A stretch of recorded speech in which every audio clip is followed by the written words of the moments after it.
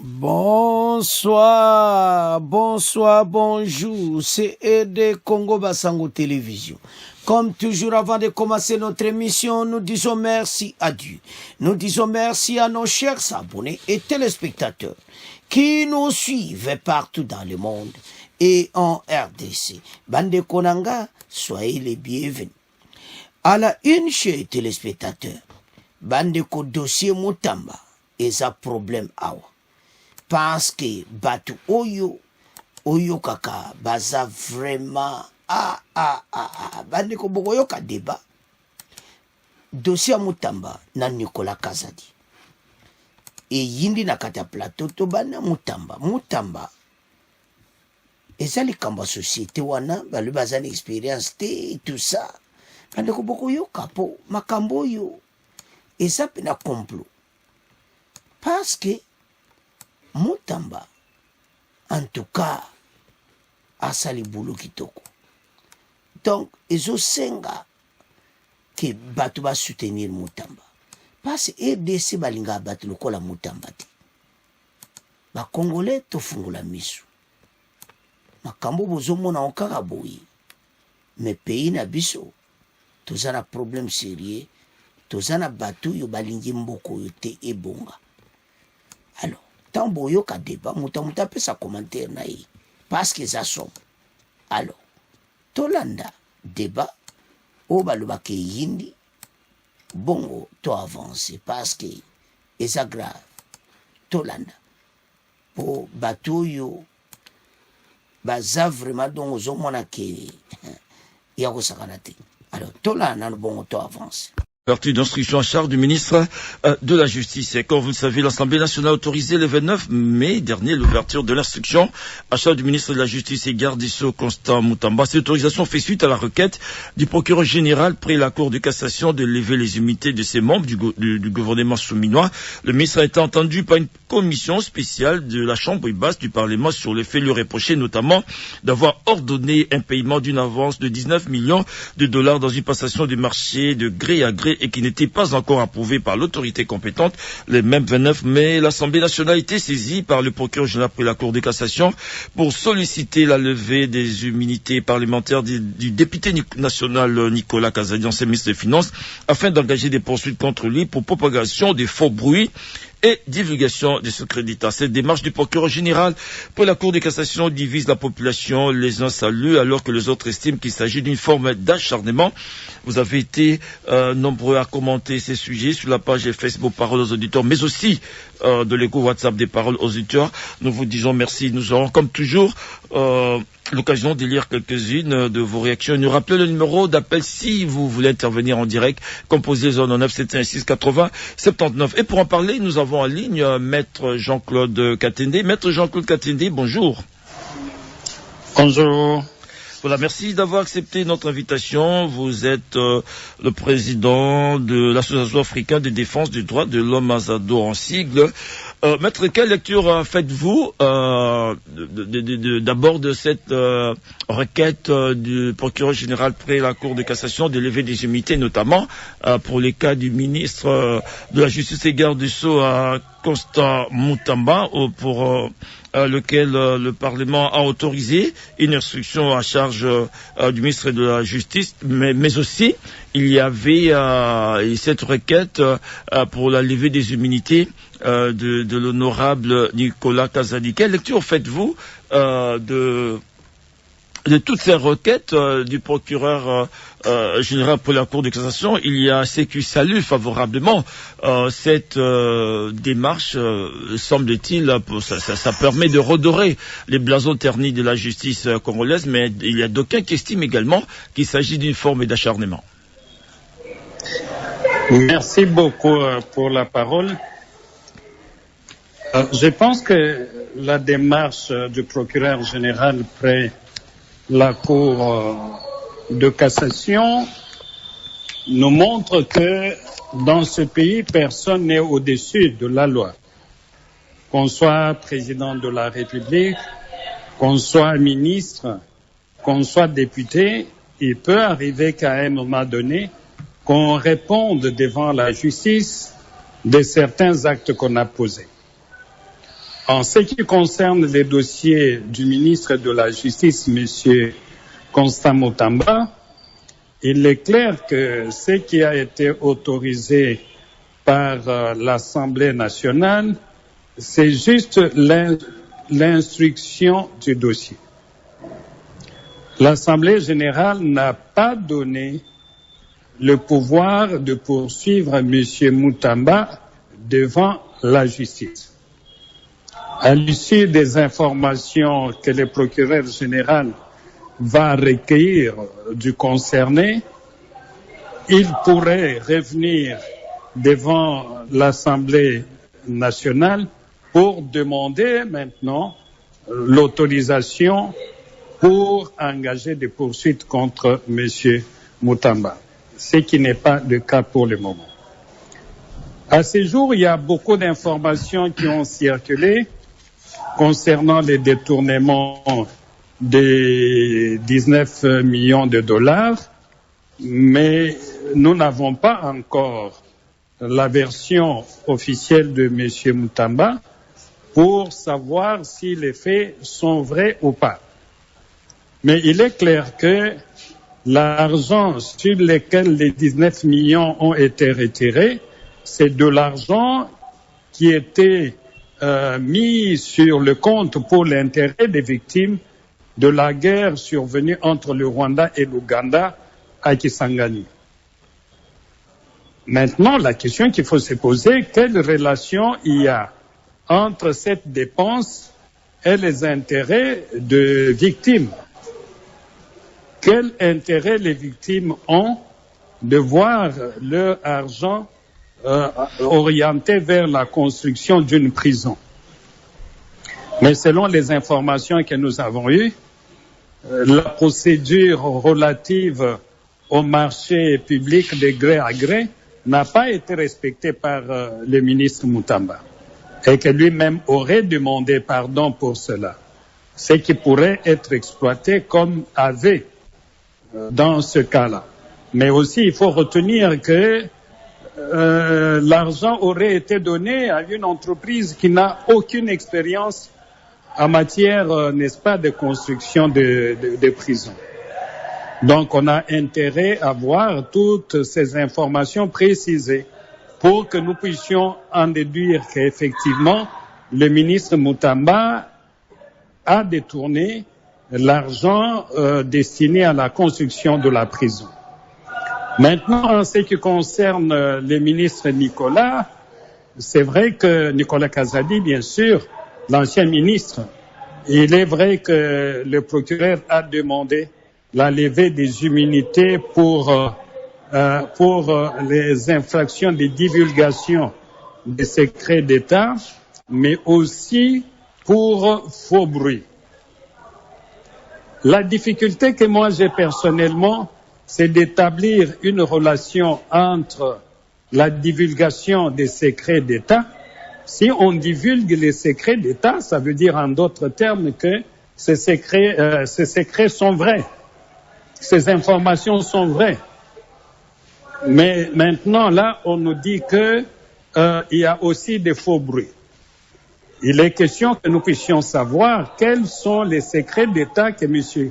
Kazadi a divulgués et quels sont les faux bruits qu'il a fait courir. Je crois qu'il y a quand même un certain nombre d'éléments que nous puissions, pour lesquels nous avons besoin de précisions pour comprendre les secrets d'État consistent en quoi et les faux bruits consisteraient aussi en quoi. Il y a une confusion que personnellement je n'arrive pas à percevoir. Mais si nous allons dans le cadre de la lutte contre la corruption et détournement des fonds publics, je pense que la déclaration faite par M. Kazadi nous permet de comprendre, parce que lui, il a été ministre, de comprendre comment les choses se font quant à ce qui concerne la gestion de l'argent de la République. Et donc, aujourd'hui, nous restons sur notre soif et nous pensons que par rapport à cette question, M. Kazadi nous a énormément aidés en nous fournissant des informations utiles pour les citoyens dans le cadre du contrôle citoyen, mais aussi dans le cadre du combat contre la corruption et les détournements des fonds publics. Donc voilà, vous avez d'abord donné des précisions pour ce qui est du ministre de la Justice et garde des Sceaux, Constant Moutamba. Il s'agit, l'Assemblée nationale a autorisé l'ouverture d'une instruction à charge du ministre de la Justice, mais pas de poursuite judiciaire. Ça, il faut être vraiment très précis par rapport à ça. Pour l'instant, il s'agit d'une instruction à charge du ministre de la Justice. C'est bien cela. Exactement. Il ne s'agit que d'une instruction. Ah, voilà. Donc, il n'y a pas de poursuite qui ait été autorisée par l'Assemblée générale contre le ministre Moutamba. Alors, donc, il peut aussi arriver que, et ça, vos différentes auditrices et auditeurs doivent le savoir, il pourrait aussi arriver que le ministre de la Justice, à la fin de l'instruction, qu'on puisse classer les dossiers sans suite si on n'a pas trouvé, en fait, des éléments pour pouvoir les poursuivre. Il ne faut pas qu'on crie directement à la complaisance de la justice parce que la justice instruit à charge et à décharge. Si à la fin de l'instruction, on conclut que l'infraction mise à sa charge n'est pas établie, en fait, et en droit, il est clair que le procureur général près la Cour de cassation ne pourrait pas continuer le dossier de contre M. Moutamba. Ben voilà, donc il y a ceux qui, je l'ai dit, qui saluent cette démarche du procureur, qui saluent en tout cas cette démarche du procureur général près la Cour de cassation concernant de présumés détournements, en tout cas des membres du gouvernement, notamment pour les cas de Constant Moutamba. Mais il y a ceux qui pensent que il s'agit simplement d'une forme d'acharnement. Vous avez un commentaire là-dessus? Bon, en ce qui concerne l'acharnement, il faut d'abord qu'on arrive à établir que les faits qui lui sont reprochés ne sont pas vrais. Mais dans le cas d'espèce, je dis bien qu'on nous a fait savoir que le ministre avait demandé pardon à la commission qui a été mise en place par l'Assemblée nationale.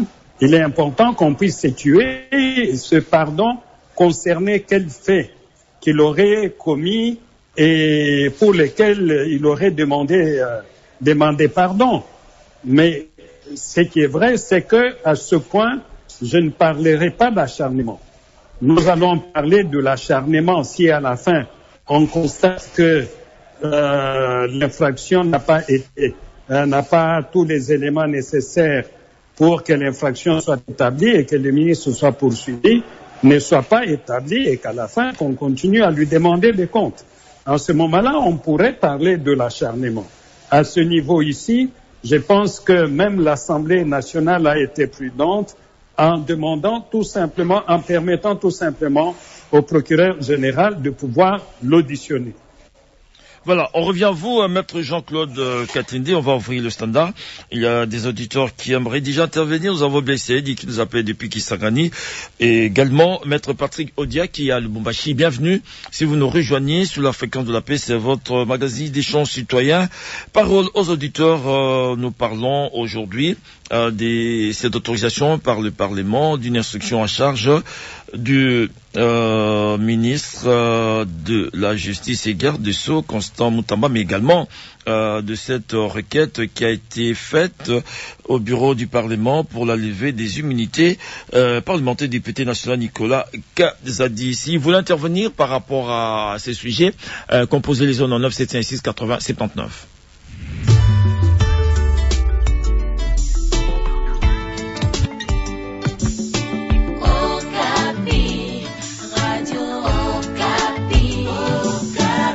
On y va avec Blaise Saïdi qui nous appelle depuis Kisangani. Blaise Saïdi, vous avez la parole.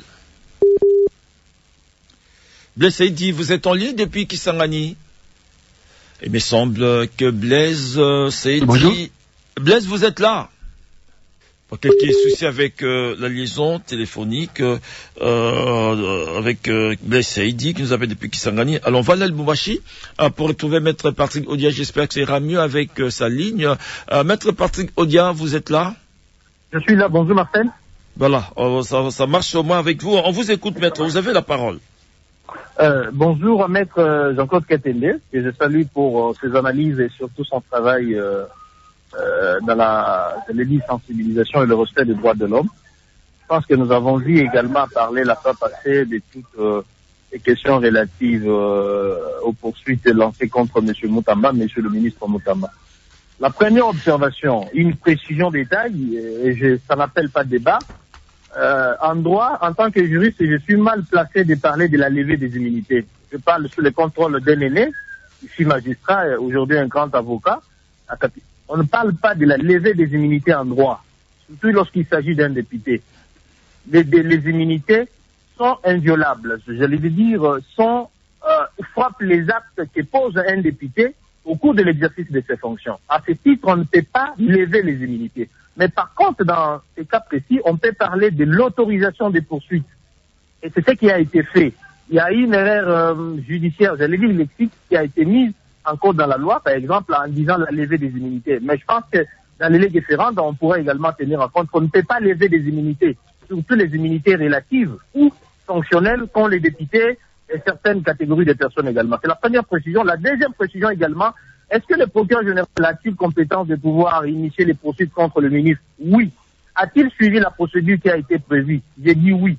Est-ce que l'Assemblée nationale également a-t-elle respecté les normes? J'ai dit également oui. Une deuxième précision. À ces stades, on ne peut pas parler de la démission. Maître Patrick, s'il vous plaît, j'aimerais que vous puissiez également nous éclairer, parce que là, vous êtes également juriste. Hein. Quand vous dites on peut pas lever les immunités, on peut parler plutôt de l'autorisation de poursuite. Alors, c'est quoi la différence lorsqu'on parle de l'autorisation de l'instruction et de l'autorisation des poursuites? Parce qu'apparemment, pour le ministre Constant Moutamba, il s'agit pour l'instant de l'autorisation d'une instruction à charge. C'est ce que a dit maître Jean-Claude Katende qui vous a précédé. C'est seulement après avoir été entendu par le procureur pour la Cour de cassation qu'on pourrait savoir s'il faut passer à une deuxième étape qui est celle de poursuite judiciaire. Tout à fait d'accord avec vous. Je voudrais lever l'équivoque sur la levée des immunités. J'insiste là-dessus, je prends ma dignité, mon honneur, je mets en jeu. Vous allez demander à plusieurs doctrinaires, professeur Tubankalala et les autres, mais maître Katende dans les studios, il vous dira également qu'on ne peut pas parler en droit congolais de la levée des immunités. Non. On parle de la levée des immunités, c'est une doctrine étrangère au droit congolais. Pourquoi je dis? Les immunités frappent les actes que pose un député, un parlementaire à l'exercice ou dans l'exercice de ses fonctions. Et dans le cas sous examen, le ministre n'a pas posé les actes en tant que député en dehors, j'allais dire, à l'exercice de ses fonctions en tant que député. Non. Il a posé en tant que ministre qui n'ont rien à voir avec les immunités. Donc, pour qu'on parle des immunités en droit, il faut prononcer au cours de la prise de parole de l'Assemblée à la plénière, on prononce les actes ou les paroles. Ces actes ou ces paroles sont inimisés et on ne peut pas lever. Pour ces actes-là, on ne peut jamais. Ce sont des immunités relatives. Je voulais préciser également là. Est-ce que je suis d'accord avec maître Jean-Claude? Oui. À ce stade, on parle de l'instruction, l'autorisation de l'instruction. Mais il faudrait encore attendre parce que, avec toute l'opportunité que le procureur général a, il peut classer sans suite les dossiers. Il peut également, pour l'insuffisance des éléments de preuve également, classer les dossiers sans suite ou quasiment demander également la poursuite ou l'autorisation des poursuites cette fois-ci pour la mise en accusation du ministre devant la justice également. Non, il y a des étapes à ces stades. Ce qu'il a demandé, c'est l'instruction, et c'est ce qu'il est en train de faire. Et après l'instruction, je parle sous le contrôle de M. Katende, il y a trois opportunités. L'opportunité de classer sans suite, l'opportunité de poursuite également. On peut avoir les éléments avec les contextes politiques et autres. Le procureur peut juger, et la loi lui accorde ses faveurs également. Donc à ce stade, on parle de l'instruction. Il faut avoir également, au bout de ces enquêtes préliminaires, il précise les éléments probants pour pouvoir demander cette fois-ci à l'Assemblée nationale d'autoriser la mise en accusation ou des poursuites contre le ministre Moutamba. Deux étapes. La première étape a été franchie, la deuxième suivra à condition que l'instruction soit donne également les éléments de preuve également. Ça, c'est également une autre chose. Mais je voudrais insister sur le fait que je pense que le procureur a été un peu tout petit peu paresseux à un moment, mais Moutamba ne me dira pas le contraire, parce qu'il y a eu tellement de bavures dans ce pays. où les hommes qui ont injurié, qui ont proféré tout simplement des injures, comme contre Marcel par exemple, qui se retrouvent en prison, 10 ans, 5 ans de prison. Mais il y a des gens qui ont détourné de 56 millions, 255, 100 millions, 300 millions, qui n'ont jamais été enquêtés. On se demande aujourd'hui, qu'est-ce qui a poussé au procureur général aujourd'hui de pouvoir initier dans un laps de temps, 3 semaines, 1 semaine, presque 4 demandes de poursuites ou 4 demandes d'instruction contre les différentes autorités politiques et administratives également. Qu'est-ce qui a suscité? N'a-t-il pas peut-être un clocher dans l'acharnement, on peut le dire? C'est là où beaucoup d'analyses également s'inquiètent. Qu'est-ce qui a fait? Dès lors que nous savons que Ministre Mutamba a demandé l'instruction également, la mise en accusation autrefois, contre le procureur général pour un présumé détournement de 980 000 $. Est-ce que c'est un peu un poids également pour utiliser le pouvoir judiciaire pour contrer ses adversaires sur le plan médiatique également? Je ne sais rien, je ne sais jamais affirmer de telle sorte que je n'ai pas de preuves, mais ce sont des analyses qui doivent être faites. Mais à ce stade, nous demandons que l'Assemblée nationale soit vigilante, et j'ai apprécié ce que M. Mutamba dit, que l'Assemblée soit prudente et vigilante pour constater le poursuite, j'allais dire, l'achèvement ou l'évolution du dossier également. Vous voulez parler, s'il vous plaît, vous voulez parler de Maître Jean-Claude Katende, c'est ça, c'est qu'il a dit par rapport à l'Assemblée nationale et non à Constant Mutamba. C'est ce que j'ai dit. Maître Mutamba a dit tout à l'heure que l'Assemblée était prudente et reste prudente, elle doit rester toujours prudente. Pourquoi, Marcel? Parce qu'il n'y a pas que M. Mutamba, il n'y a pas que M. Nicolas Kazali, il n'y a pas que le monsieur d'autres dont j'étais le nom également, qui, au cours de leur exercice ou de leur parcours également, ont commis des bavures soupçonnables ou qui peuvent être transformées en infraction également. Il y a autant de personnes. Mais là où je m'inquiète, Maître Mutamba est avec moi, d'accord? Pourquoi seulement maintenant? C'est la question. Est-ce que c'est un peu trop tard ou est-ce que c'est seulement maintenant qu'il a dit qu'il faut utiliser ses prérogatives? Est-ce que maintenant pour d'autres actes également déjà commis, Maître Patrick Odia, s'il vous plaît, donc, vous arrivez un peu trop je comprends dans votre tête, vous voulez parler de Maître Jean-Claude Katende, mais vous dites Mutamba, je comprends pas, c'est lui mon invité, vous voulez plutôt parler de Maître Jean-Claude Katende par rapport à ce qu'il a dit. Pour qu'on évite la confusion. Certainement, Marcel, je voudrais me déduire en disant ceci. Oui. Et concernant la procédure du procureur général, il y a des étapes. La demande des poursuites, de l'instruction, j'allais dire, et la demande de la mise en accusation qui interviendra qu'après l'instruction soit clôturée et qu'il y ait des éléments. Et en ce moment-là, le procureur a les faveurs, entre autres également, de classer sans suite ou l'inopportunité de poursuite, ou tout simplement décider de déférer le ministre ou les députés devant les instances judiciaires également. Et à ce stade, on parle que de la demande de l'instruction. Voilà, j'ai aussi également précisé qu'à ce stade, en droit congolais, on ne peut pas parler de la levée des immunités. Non, on parle de l'autorisation des poursuites parce que les immunités frappent les actes qu'on pose au cours de l'exercice de notre fonction. Voilà, merci. Ce sont les immunités relatives, ce sont les immunités fonctionnelles. Merci, et les actes qui subissent, qui sont frappés par les immunités, ne peuvent jamais faire l'objet de poursuites, à aucun jamais. Voilà, merci beaucoup, Maître Patrick Odia. Notre invité, Maître Jean-Claude Katende, va réagir par rapport à tout cela. Merci d'avoir appelé depuis le Lubumbashi. Neker Tokolo, vous êtes à Kinshasa. On vous écoute. Oui, merci beaucoup, Marcel, de cette opportunité que vous m'avez offerte. Je crois que les amis qui m'ont précédé ont essayé un peu de brosser certaines notions en fait très techniques de droit parce que nous sommes également juristes. Il faut préciser que la procédure entamée par le procureur général près la Cour de cassation devant l'Assemblée nationale, c'est une procédure qui est légale. Jusque-là, il n'y a pas vraiment de péché, il n'y a pas de violation des procédures parce qu'il a commencé par demander en fait l'autorisation d'instruction, ce qui est normal parce qu'il y a des phases, il y a deux étapes à franchir là-dessus. Alors après, la demande de l'autorisation de l'instruction, il va exactement procéder à la demande de l'autorisation de poursuite. Donc il va exactement déférer le ministre d'État et à la justice dans ses attributions devant ce juge naturel qui est la Cour de cassation lorsque les éléments probants sont rassemblés et qu'il se retrouve dans la suffisance de pouvoir saisir le juge afin qu'il puisse, n'est-ce pas, tracher sur ce dossier. Alors, moi, je voudrais également aborder un autre aspect. Un autre aspect, ça veut dire que sans que je ne puisse méconnaître, n'est-ce pas, les droits fondamentaux ou bien constitutionnels, qui est la présomption d'innocence qui est reconnue à toute personne accusée, mais non condamnée par une décision judiciaire irrévocable.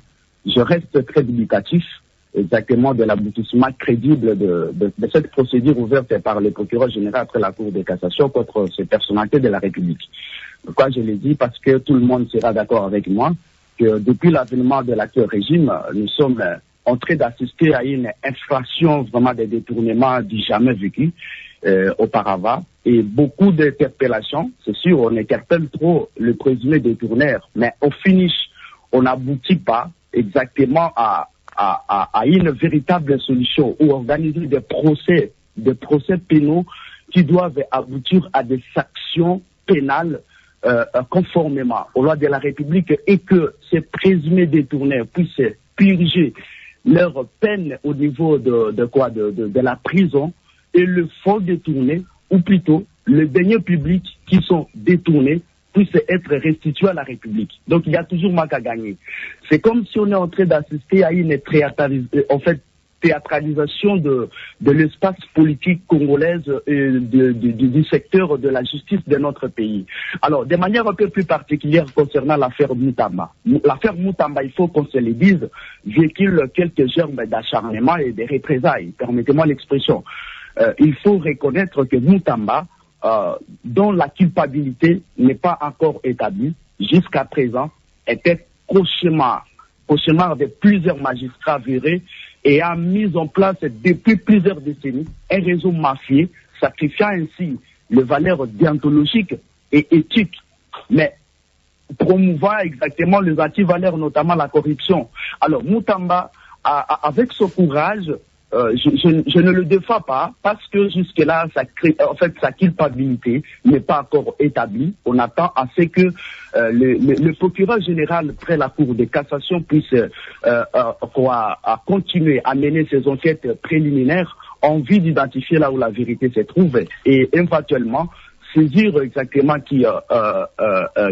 Cour la Cour de cassation. Mais excusez-moi, Necker, s'il vous plaît. Necker, s'il vous plaît, vous avez suivi notre invité, Maître Jean-Claude Katende, qui a dit à ce niveau-ci, à ce stade, il n'y a pas lieu de parler de l'acharnement, parce que vous-même, vous avez également dit, la démarche du procureur pour la Cour de cassation, c'est une démarche tout à fait légale. Et là, maintenant, si vous parlez de l'acharnement, alors qu'il s'agit pour l'instant seulement d'instruire les dossiers. Et c'est là où a dit notre invité, mon invité, Maître Jean-Claude Katende, il faut peut-être attendre la suite de l'affaire, comment ça va évoluer. Oui, mais j'essaye de voir ça parce que je suis en train de marier les événements qui ont précédé exactement cette ouverture du dossier contre le ministre d'État, le ministre de la Justice. Et c'est sûr qu'il y a eu un bras de fer entre lui et quelques magistrats. C'est connu de tous. Le président de la République, il les avait même réunis afin de pouvoir trouver un compromis entre eux. Donc, vous sentez qu'il y a eu des gens, des événements malheureux qui ont précédé cette ouverture d'instruction contre le ministre d'État et à la justice dans ses attributions. Alors, c'est dans cette perspective-là que nous sommes en train de demander à ce que la justice qui est en train de poursuivre le ministre Costa Moutamba soit équitable, soit juste, que ça ne soit pas en fait un type de règlement des comptes, parce qu'il était en train de presser certains magistrats qui sont réputés dans les histoires des corruptions, des antivaleurs, violation des règles de déontologie et d'éthique.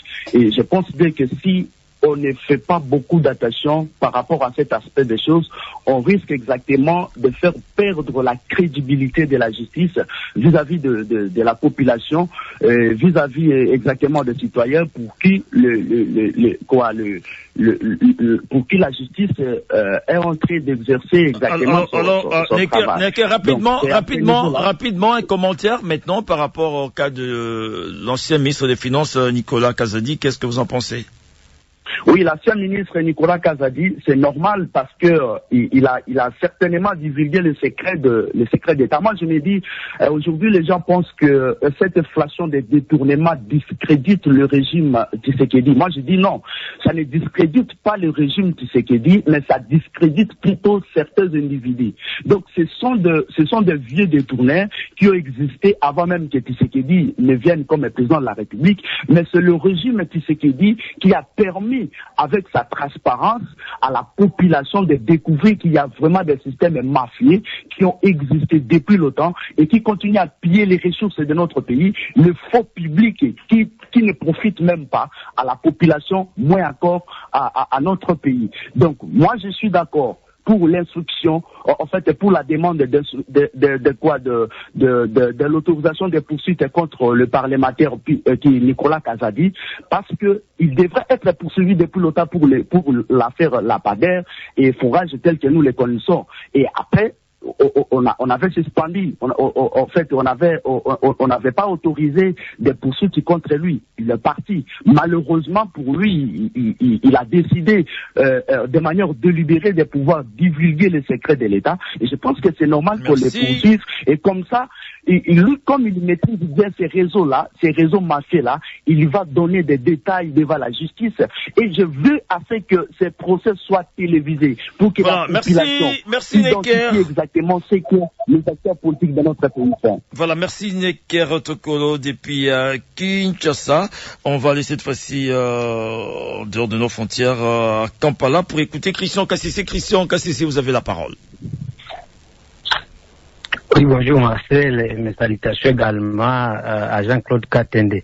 Je voudrais dire en amont que aujourd'hui, je suis en train d'avoir raison. Vous rappelez, Marcel, qu'il y a de cela, et moi j'avais dit sur vos ondes que aujourd'hui, à aucun moment, les règles de préparation, passation, contrôle, exécution des marchés publics sont respectées aujourd'hui en RDC.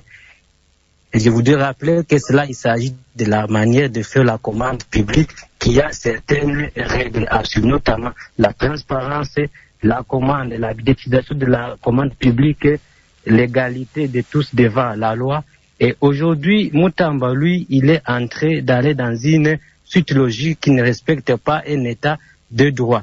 Moi, je pense qu'aujourd'hui, au regard des éléments probants qui ont émaillé cette procédure en toute violation de procédure à la matière, il est tout à fait normal que la justice puisse vouloir en savoir un peu plus. Il a rédigé également pour le cas de Nicolas Kazadi.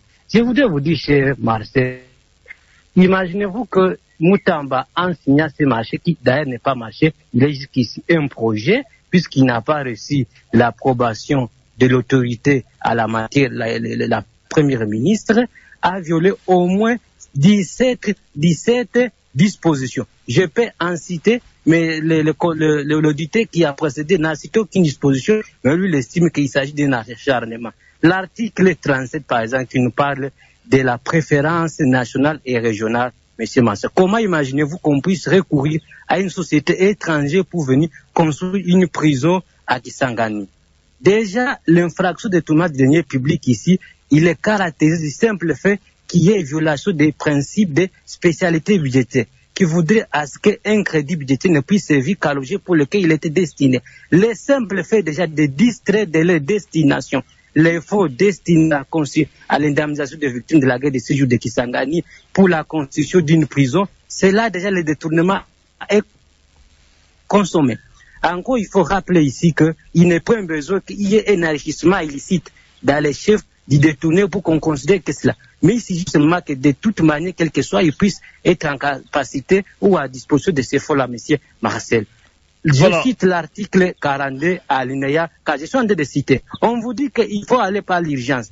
Mais lui, quelle est l'urgence ici qui est là pour recourir à un marché de gré à gré? Vous partez à l'article 70 qui vous parle de la garantie de bonne exécution, que la société doit fournir. La société qui a ces fonds-là a fourni quelle garantie de bonne exécution? Quelle garantie de l'offre qu'elle a fournie? Et tout ça, on ne tire pas tout, mais puisque vous êtes Mutamba, qui fait que Christian Kassissé, s'il vous plaît. J'ai fait mon stage, j'ai fait mon stage de LD au tribunal de travail de Kisangani. Je vous dis que maintenant, j'ai pas vu le président le juge président, le tribunal n'a pas le local pour les audiences. Maintenant, il n'a pas le local pour les audiences, mais on construit les prisons. De qui on se moque dans ce pays? Et j'ai réitéré mes positions pour dire que le développement de ces pays passera par le respect des règles liées au contrôle, passation, exécution et préparation des marchés publics. Pas même par la croissance économique. Merci beaucoup, Marcel. Voilà, merci.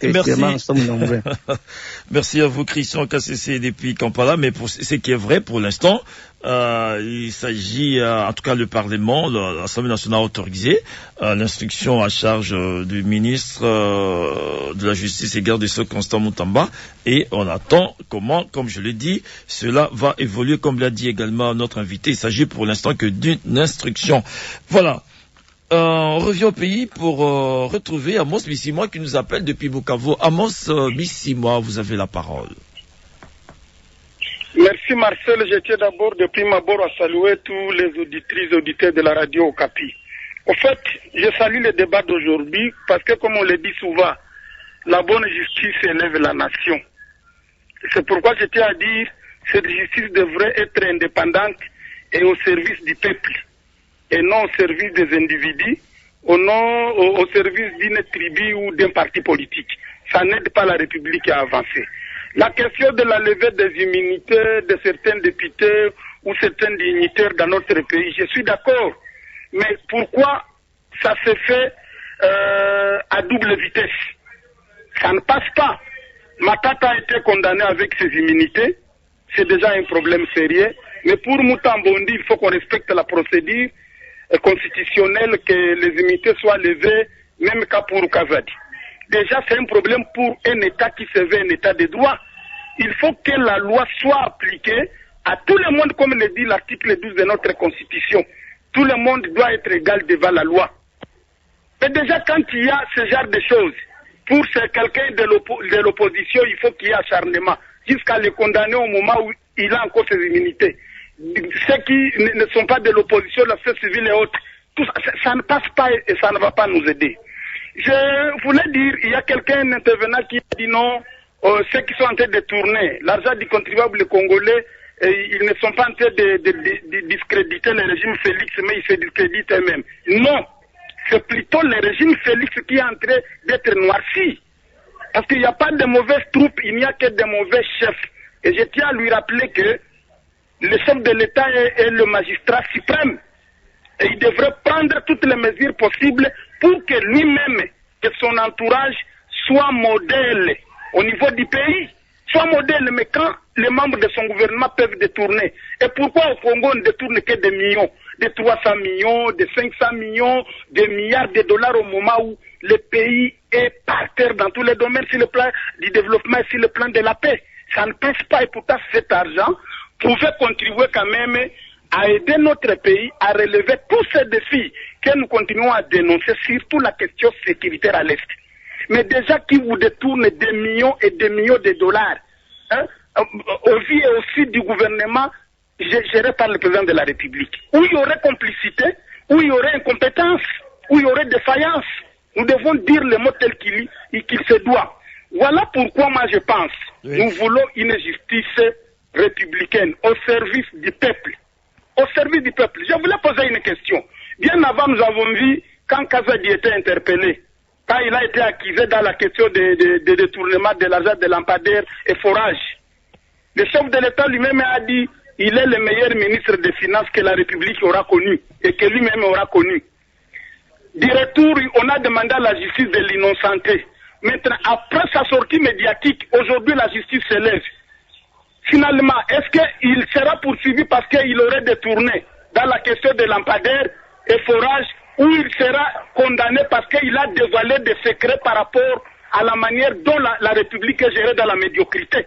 Voilà là où nous continuons à nous causer honte et à nous humilier aux yeux et aussi de tout le monde. Moi, je pense nous devons avoir un leadership qui nous aide, oui. On retient, pour vous, il faut une justice équitable, une justice qui tient pas compte de positionnement ou bien des privilèges des uns des autres, c'est qu'on retient. Et on retient également, pour ce qui est de la levée des immunités de Nicolas Kazadi, en tout cas, selon la requête de cette levée, des immunités telles que ça a été précisé par le procureur général pour la Cour de cassation. On parle de la divulgation des secrets d'État et puis de la propagation des faux bruits. Donc voilà, ça c'est la requête est bel et bien, les faits sont bel et bien précis. Merci Amos Bissimois d'avoir appelé depuis Bukavu. Donc on retient, pour vous, il faut une justice équitable. On va cette fois-ci écouter Maître Yves Mouyaya qui nous appelle depuis Kinshasa. Maître Yves, vous avez la parole. Bonjour. Merci beaucoup pour la parole.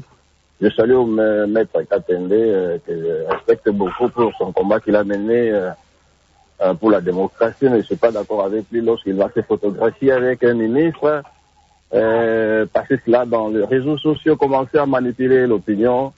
En tout cas, là, je ne suis pas d'accord avec lui. Je crois que le thème est très important parce que nous sommes bâtis dans ce pays pour un État de droit. Dans un État de droit, il y a la primauté de la loi, il y a la primauté des textes. Et donc, lorsque nous sommes en démocratie, tout le monde est censé être interpellé par la justice. Parce que la justice doit jouer un rôle prépondérant pour une démocratie, pour un État de droit. Lorsqu'un ministre est interpellé par la justice, on ne peut pas commencer déjà à crier au complot, etc. Donc là, si nous allons de toute façon là, c'est que demain ou le lendemain, personne ne sera interpellé parce qu'il va crier aussi au complet. Donc je crois que monsieur le ministre de la Justice est un spécialiste du droit. C'est un savant du droit. Il est avocat, il est juriste, il est ministre de la Justice. Un monsieur qui devrait être élégant. Lorsqu'on l'appelle ou on l'appelle par la justice, il devrait d'ailleurs même démissionner pour son honneur de l'autre côté. Dans ce cas-là, je démissionne, je présente devant le magistrat, je présente les moyens de défense afin que la justice puisse continuer à faire son travail. Il sait que dans la procédure congolaise, il y a des garanties, il y a le respect des droits de la défense. Alors, je ne suis pas d'accord avec lui lorsqu'il va commencer à monter des enchères, faire des meetings, même au siège même de son ministère, même devant le parquet. Vraiment, c'est la honte. Je ne suis pas d'accord avec ce genre de comportement. Il tient un discours incendiaire contre les magistrats jusqu'à commettre des infractions parce que, écoutez, il y a le respect que nous devons donner à des magistrats. Même à un certain moment, nous avons crié contre les magistrats, voilà, ils ne font rien, la justice ne fait rien.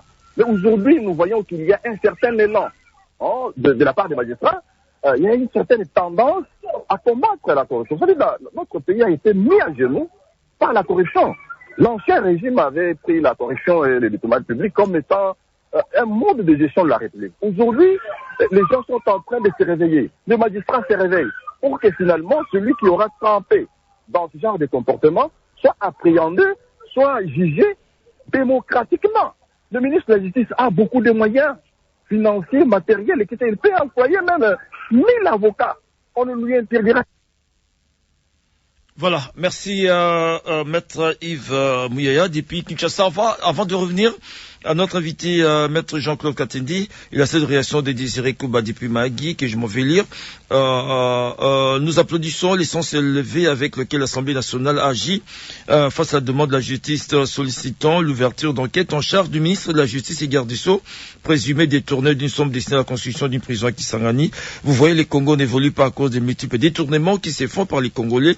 Une fois que ces deux affaires, si la justice voudrait y pencher, enfin d'y mettre fin, nous devons que saluer cette démarche de la justice contre les détourneurs décourageant les autres, et compatriotes qui penseraient ainsi hasarder. Par ailleurs, nous recommandons à la justice de ne pas s'arrêter en cours de chemin, comme ce fut le cas antérieur. Voilà, ça c'est Désiré Kouba depuis Mahagi. Alors, je reviens à notre invité, Maître Jean-Claude Katendi. Vous avez suivi les uns les autres. Comment réagissez-vous? Bon, merci beaucoup, Marcel, pour la parole. Je commence par dire à votre dernier intervenant que je ne vois pas en quoi moi je manipule l'opinion en faveur de M. Moutamba. Je pense que quand on intervient sur un média aussi important, on doit avoir du respect pour les invités de la radio. Depuis le début de cette affaire, moi j'ai salué le fait qu'il y ait cette demande, n'est-ce pas, de poursuite, d'autorisation, d'instruction contre M. Mutamba. Et en même temps, j'ai dit qu'il fallait être prudent, que cette demande ne puisse pas se traduire en un règlement de compte au profit de certains opérateurs judiciaires ou certains opérateurs politiques. Donc, j'étais prudent dès le début. Et donc, je ne peux pas me permettre pareille attitude et je ne pourrais pas accepter qu'un intervenant prenne pareille attitude à mon égard.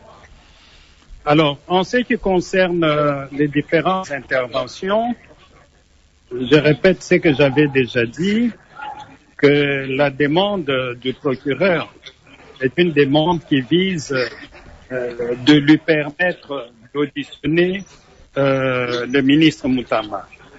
Et que par la suite, il va décider s'il va demander l'autorisation de poursuite ou il va classer les dossiers soit sans suite, soit par le paiement d'une amende ou soit par des poursuites engagées contre le ministre Mutamba.